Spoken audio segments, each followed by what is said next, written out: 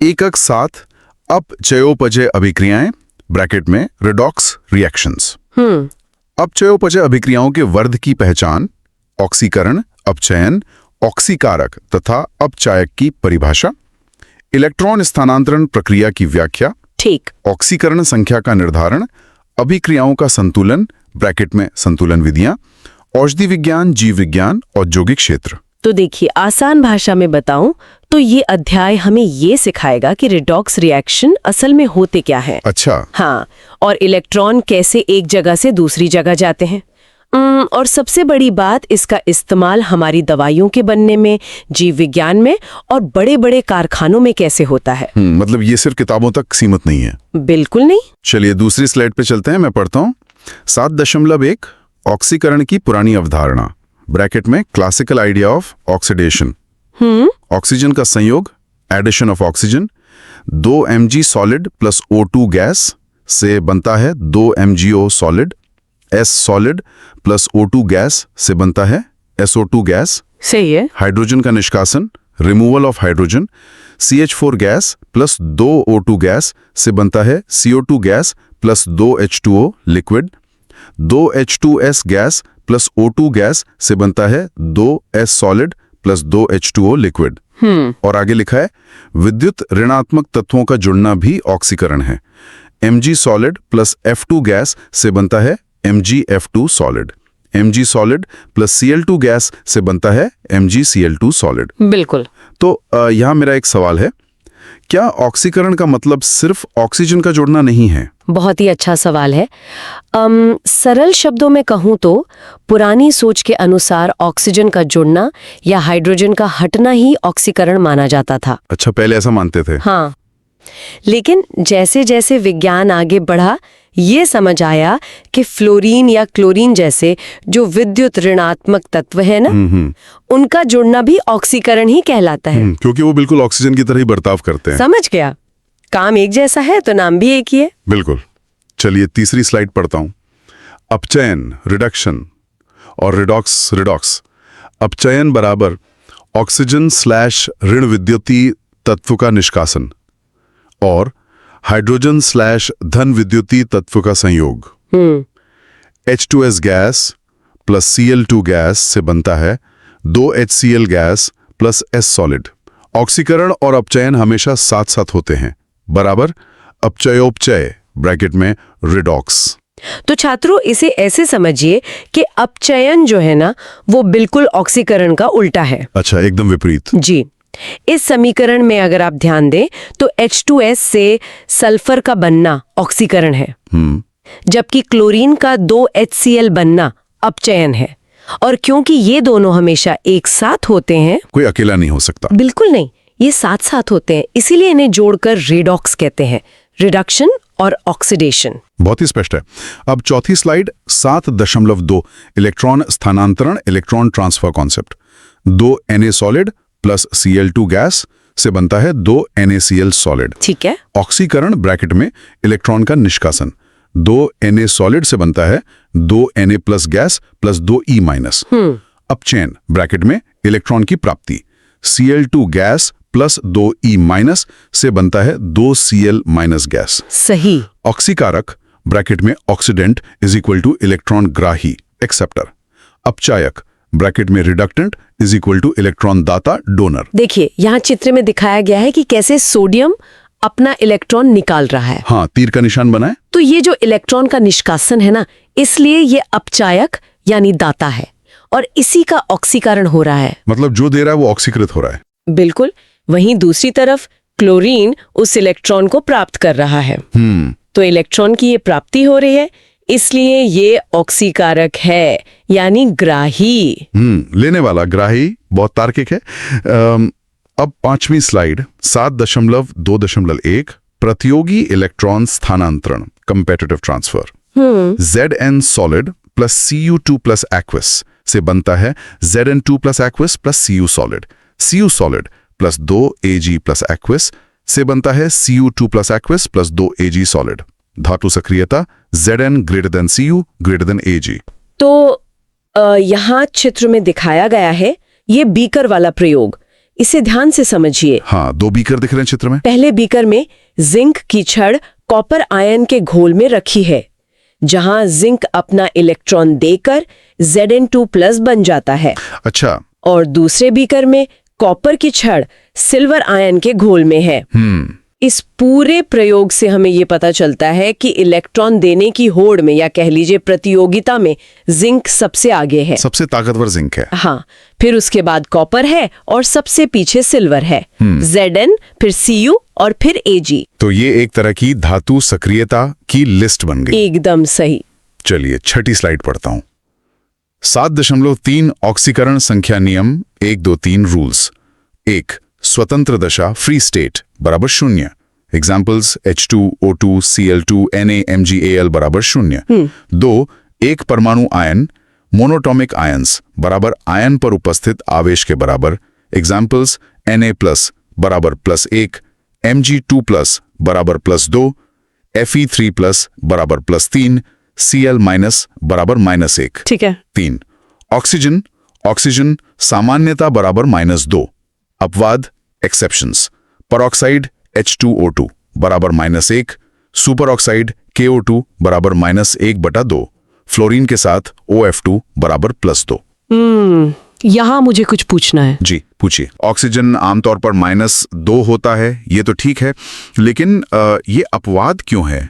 देखिए, नियमों को आसान भाषा में समझें तो फ्लोरीन जो है ना, वो ऑक्सीजन से भी ज्यादा ताकतवर यानी विद्युत ऋणात्मक है। ओहो। हाँ, पूरे पीरियोडिक टेबल में फ्लोरीन सबसे भूखा तत्व है।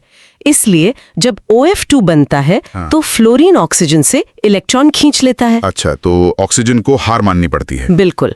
और इसीलिए मजबूरी में ऑक्सीजन को +2 होना पड़ता है। समझ गया। 7वीं स्लाइड पढ़ता हूं। ऑक्सीकरण संख्या नियम 4, 5, 6 व स्टॉक संकेतन। 4. हाइड्रोजन सामान्यतः +1, धातु के साथ -1, जैसे NaH। 5. हैलोजन F हमेशा -1, Cl-Bri सामान्यतः -1, परंतु O के साथ धनात्मक। सही। 6.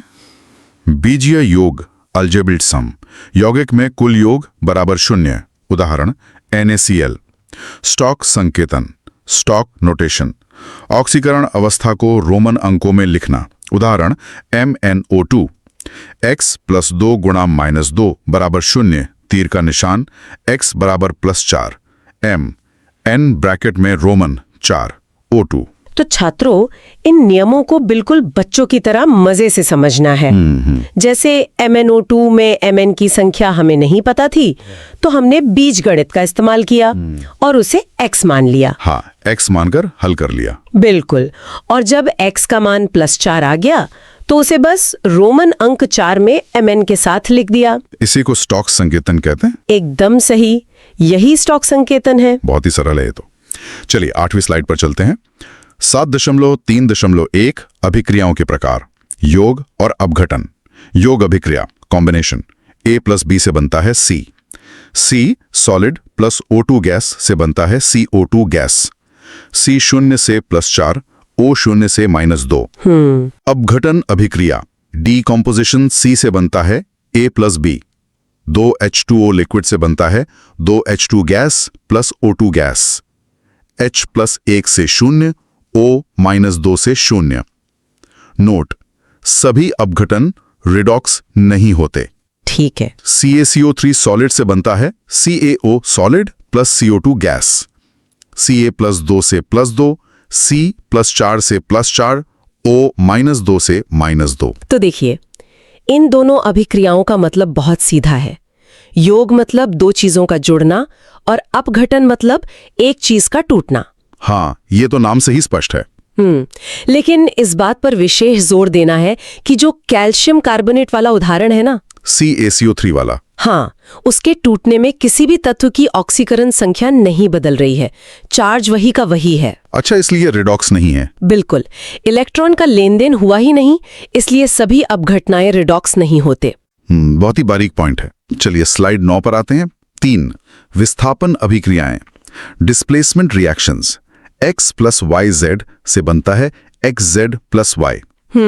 धातु विस्थापन, CuSO4 aqueous plus Zn solid से बनता है Cu solid plus ZnSO4 aqueous. अधातु विस्थापन ब्रैकेट में हाइड्रोजन का विस्थापन 2Na solid plus 2H2O liquid से बनता है 2NaOH aqueous plus H2 gas. Zn solid plus 2HCl aqueous से बनता है ZnCl2 aqueous plus H2 gas. तो यहाँ चित्र में दिखाया गया है एक फ्लास्क जिसमें धातु के टुकड़े से गैस निकल रही है। हाँ, बुलबुले से उड़ रहे हैं। ये हाइड्रोजन गैस के बुलबुले हैं। इस प्रक्रिया को ऐसे समझिए कि जहां एक अधिक सक्रिय धातु होती है, जैसे जिंक, हाँ, वो दूसरी कमजोर धातु या हाइड्रोजन को विस्थापित कर देती है, यानी धक्के मारकर बाहर निकाल देती है। तो ताकतवरी अपनी जगह बनाएगा। बिल्कुल। चलिए स्लाइड 10 पढ़ता हूं। हैलोजन विस्थापन और परत परीक्षण लेयर टेस्ट। सर्वाधिक क्रियाशील F2 greater than Cl2 greater than Br2 greater than I2 न्यूनतम क्रियाशील। अभिक्रिया समीकरण Cl2 gas plus 2 KBr aqueous से बनता है 2 KCl aqueous plus Br2 liquid. Bracket में Cl2 डिस्प्लेसेस Br माइनस। देखिए यहाँ चित्र में दिखाया गया है ये टेस्ट ट्यूब वाला परत परीक्षण। हाँ, ये काफी रंगीन दिख रहा है चित्र में। ये बहुत ही खूबसूरत प्रयोग है। इसमें होता क्या है कि क्लोरीन गैस जो है वो ब्रोमीन को उसकी जगह से हटा देती है। अच्छा। और बाहर निकलते ही ब्रोमीन नीचे बैठ जाता है, जिससे एक रंगीन ब्रोमीन परत यानी लेयर बन जाती है। तो मतलब रंग देखकर ही पता चल जाता है कि रिएक्शन हो गया। एकदम सही पहचाना आपने। क्या बात है। 11वीं स्लाइड पढ़ता हूं। 4 असमानुपातन अभिक्रियाएं डिस्प्रोपोर्शनेशन। एक ही तत्व का ऑक्सीकरण और अपचयन एक साथ होना। Aqueous plus Cl minus aqueous plus H2O। 0 से +1 ऑक्सीकरण, 0 से -1 अपचयन। तो छात्रों, मैं इसे बहुत ही स्पष्टता से समझाना चाहूंगी। ये एक बहुत ही जादुई स्थिति है। जादुई? वो कैसे? क्योंकि इसमें एक ही तत्व जैसे H2O2 में जो ऑक्सीजन है ना, हाँ। वो खुद ही ऑक्सीकृत भी हो रहा है और साथ ही साथ अपचयित भी हो रहा है। मतलब एक ही समय पर दोनों काम? बिल्कुल। ऐसा लगता है जैसे कोई इंसान खुद को ही पैसे उधार दे रहा हो। अरे वाह, ये तो सच में अनोखा है। अब 12वीं स्लाइड। भिन्नात्मक ऑक्सीकरण संख्या विरोधाभास, फ्रैक्शनल ऑक्सीडेशन नंबर पैराडॉक्स।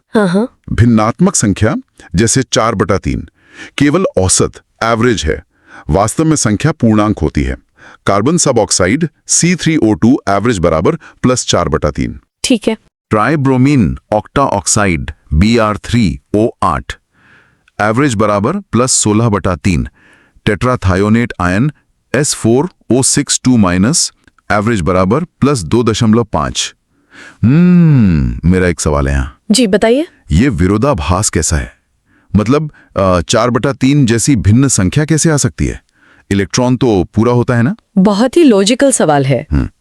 देखिए, यहाँ चित्र में दिखाया गया है इन तीनों यौगिकों की संरचना यानी स्ट्रक्चर। अच्छा, ये जो आपस में जुड़े हुए हैं? हाँ, अब इन्हें ध्यान से देखिए। इसमें होता क्या है कि जो किनारे वाले परमाणु होते हैं जैसे कार्बन या ब्रोमीन या सल्फर, उनकी ऑक्सीकरण संख्या अलग होती है। और जो बीच वाले होते हैं उनकी एकदम अलग होती है। जैसे S4O62- में किनारे वाले +5 हैं और बीच वाले बिल्कुल 0 हैं। तो ये जो भिन्न हमें दिखती है ना, वो केवल उनका औसत या एवरेज निकालने पर आती है। ओहो, मतलब वास्तव में कोई इलेक्ट्रॉन आधा नहीं टूटा है? बिल्कुल नहीं, इलेक्ट्रॉन तो पूरे ही होते हैं, बस एवरेज निकालने पर संख्या भिन्न में आ जाती है। समझ गया। चलिए स्लाइड 13 पढ़ता हूं। संतुलन विधि एक ऑक्सीकरण संख्या विधि ऑक्सीडेशन नंबर मेथड। 1 चरण 1 कंकाली समीकरण Cr2O7 प्लस SO3 से बनता है Cr3 प्लस SO4 2 चरण 2 ऑक्सीकरण संख्या में परिवर्तन Cr+6 से +3 ब्रैकेट में घटता है 3, S+4 से +6 ब्रैकेट में बढ़ता है 2। सही। 3 चरण 3 परिवर्तन को बराबर करना, Cr को 1 से S को 3 से गुणा करें। 4 चरण 4 आवेश को संतुलित करना, अम्लीय माध्यम में 8H+ जोड़ें। 5 चरण 5 H और O परमाणुओं को संतुलित करना, 4 H2O जोड़ें, अंतिम Cr2O7 2- plus 3 SO3 2- plus 8 H+ से बनता है 2 Cr3 plus 3 SO4 2- plus 4 H2O liquid. तो सीखने वालों, इस एक एक चरण को हमें बहुत ही शांति से समझना है, बिल्कुल वैसे जैसे बोर्ड पर गणित का कोई सवाल हल कर रहे हों। हाँ, स्टेप्स तो काफी सारे हैं इसमें। सबसे पहले हमने ये देखा कि इलेक्ट्रॉनों का लेना देना कैसे बराबर किया जाए। और जब इलेक्ट्रॉन बराबर हो गए तो अंत में हमने हाइड्रोजन और ऑक्सीजन को संतुलित कर दिया। बहुत ही तार्किक और सीधा तरीका है। मतलब बस बैलेंस करना है दोनों तरफ। अब स्लाइड 14 पढ़ता हूं। संतुलन विधि, 2 अर्ध अभिक्रिया विधि एंड अनुमापन। अर्ध अभिक्रिया विधि 1, 2 अर्ध अभिक्रिया में बांटें, 2 परमाणु संतुलित करें, 3 O और H संतुलित करें, 4 आवेश संतुलित करें ब्रैकेट में E- जोड़कर, 5 दोनों को जोड़ें। रिडॉक्स अनुमापन, रिडॉक्स टाइट्रेशन, KMnO4 ब्रैकेट में स्वयं सूचक / सेल्फ इंडिकेटर, अंतिम बिंदु एंड पॉइंट गुलाबी रंग की झलक। देखिए, यहाँ चित्र में दिखाया गया है ये अनुमापन या टाइट्रेशन का फ्लास्क और ब्यूरेट। हाँ, वो कांच की लंबी सी ट्यूब। जी, इसमें KMnO4 जो है ना, वो खुद ही अपना रंग बदलकर यानी हल्का गुलाबी होकर ये बताता है कि रिएक्शन अब पूरा हो गया है। अच्छा, मतलब बाहर से कोई और रसायन डालने की जरूरत बिल्कुल नहीं। इसीलिए इसे स्वयं सूचक या सेल्फ इंडिकेटर कहते हैं। गुलाबी रंग की वो झलक ही अंतिम बिंदु है। क्या बात है, विज्ञान कितना सुंदर है। चलिए अब हमारी आखिरी स्लाइड पढ़ता हूं। स्लाइड 15, 7.4 इलेक्ट्रोड प्रक्रम और सारांश, इलेक्ट्रोड प्रोसेसेस एंड समरी। मानक विभाव, स्टैंडर्ड पोटेंशियल्स, Zn2+/Zn बराबर -0.76 V, Cu2+/Cu बराबर +0.34 V। ठीक। सारांश, अपचय उपचय अभिक्रियाएं रसायन विज्ञान, बैटरी तकनीक और ऊर्जा उत्पादन का आधार हैं। यहाँ चित्र में दिखाया गया है एक डैनियल सेल। ये बहुत ही महत्वपूर्ण कॉन्सेप्ट है। ये बैटरी जैसा ही है ना? हाँ, इसमें आप साफ देख सकते हैं कि कैसे जिंक एनोड से यानी माइनस वाले हिस्से से इलेक्ट्रॉन तार के जरिए कॉपर कैथोड तक यानी प्लस वाले हिस्से तक जा रहे हैं। और बीच में जो लवण सेतु या सॉल्ट ब्रिज है वो पूरे सर्किट को पूरा कर रहा है। तो इसी से ऊर्जा बनती है? एकदम सही। इसी वोल्टेज अंतर से ही बिजली बनती है। यही हमारी बैटरी का मूल सिद्धांत है। बहुत ही शानदार। तो ये जो पूरा अध्याय हमने पढ़ा, ये सिर्फ थ्योरी नहीं है। हमारे फोन की बैटरी से लेकर जीवन की प्रक्रियाओं तक हर जगह यही रिडॉक्स चल रहा है। बिल्कुल सही कहा। और इसी के साथ हमने इस पूरे PDF को लाइन दर लाइन समझ लिया है। दोस्तों, हमारे पास NCERT की साइंस की नोट्स क्लास 6 से लेकर क्लास 12 तक पूरी तरह उपलब्ध है। आप इन सभी PDF नोट्स का प्रिंट आउट भी निकलवा सकते हैं और ये सभी सामग्री बहुत ही कम कीमत में प्रदान की जा रही है। आपको यह भी मालूम होना चाहिए कि लगभग सभी प्रतियोगी और स्कूल स्तर की परीक्षाओं में पूछे जाने वाले प्रश्न NCERT से ही आते हैं। इसलिए यह सामग्री आपके लिए बेहद उपयोगी साबित होगी। अगर आप ये NCERT साइंस PDF लेना चाहते हैं तो अभी हमें व्हाट्सएप पर मैसेज करें। WhatsApp number 7739541921। आपकी तैयारी को मजबूत बनाने के लिए हम हमेशा आपके साथ हैं। अगर आपको यह वीडियो पसंद आए तो कृपया लाइक करें। जो लोग अभी तक चैनल को सब्सक्राइब नहीं किए हैं वे जरूर सब्सक्राइब करें। नीचे कमेंट बॉक्स में अपना फीडबैक अवश्य दें।